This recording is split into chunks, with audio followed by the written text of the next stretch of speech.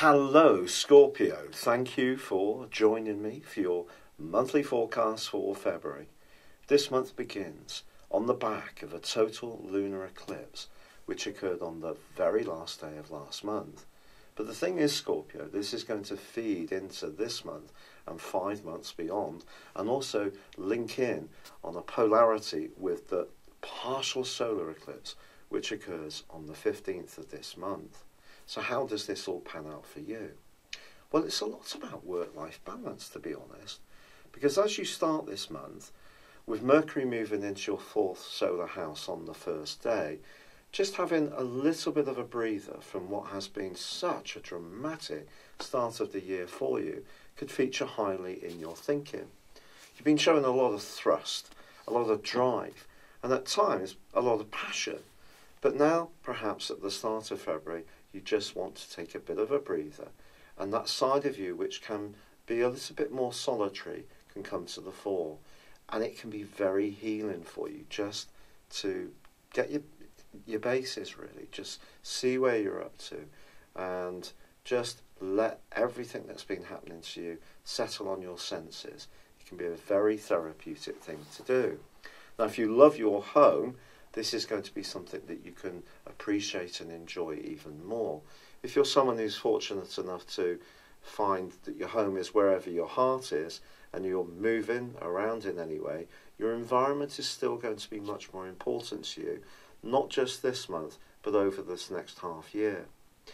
And this is an interesting dilemma for you in a way, because with Jupiter in your sign, alongside Mars, your traditional ruler at the start of this year, the desire to make something happen in your world is certainly very strong within you, and it can be very fortunate for you. This is a cycle that only happens once every 12 years. But we all need to speculate, move forwards, and then just check where we are, account for how it's feeling, just feel secure and safe, and then go again. And I think that's the focus of the first half of this month. The second half of this month is much more dramatic for you and can be much more fun. But there is going to be this sense over this next half year that there could be some restlessness about where you live, who you live with, or even your work. And it's possible that just feeling secure and at ease wherever you work is just as important as the pay you receive or the money you generate if you work for yourself.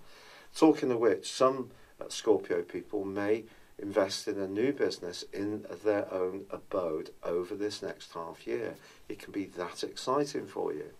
But then on the 10th of this month, Venus moves into a glorious location, a much more outgoing and glamorous one for you. And this is going to give you the chance to interact more vibrantly with others. Now, Mars is going to be clashing with Neptune in the same sector of Venus, your sector of romance and of joys, from the 12th through to the 23rd. And also, the lunar eclipse which occurred at the last day of last month is touching Neptune too, as is the North Node, both of which very visible, so your emotions and your feelings about any subject are going to be much harder to cover up, whatever comes up during this month. But I think Mars's clash with Neptune can be particularly corrosive. For you, it's suggested if you're too generous to the wrong person, or you spend money on something that doesn't have any tangible value, it could be something you regret. If you are considering any kind of risk-taking around your resources, it's going to be mightily important you really check the facts from the 12th through to the 23rd. Someone you encounter may not be as straightforward and as straight dealing as you, that's for sure. But then Mercury followed by the Sun move, Mercury mid-month, the Sun on the 19th, into Pisces too. Venus then goes on to make a magical connection to Neptune, followed by Mercury, and there can be some developments around your love life or around your talents and expressing your flair which really please you in the latter part of this month. In fact, the last week sees a glorious angle between Saturn, the planet of structure, and also the Sun, which suggests that if you have to write anything or research anything, you can put it together meticulously well in this last week. Ironically, Venus is going to be clashing with Mars. So when it comes to your romantic situation, the more lusty side of your nature needs to be tempered around what will work for you, what will work for the other person you may be interested in or involved with. But I think some kind of shake-up around your home is definitely on the astral cards this month and in the next half year. But initially, although you may feel tender in the first half of February, I think you're going to be much more outgoing, bubbly and exuberant in the way that you were at the turn of the year as this month draws to a close.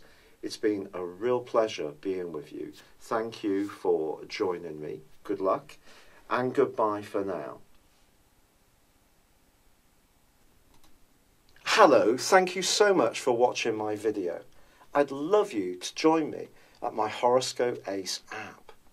You can find this at www.horoscope-ace.com.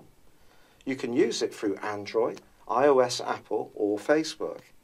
Check out your ascendant or your moon sign or download your free birth chart.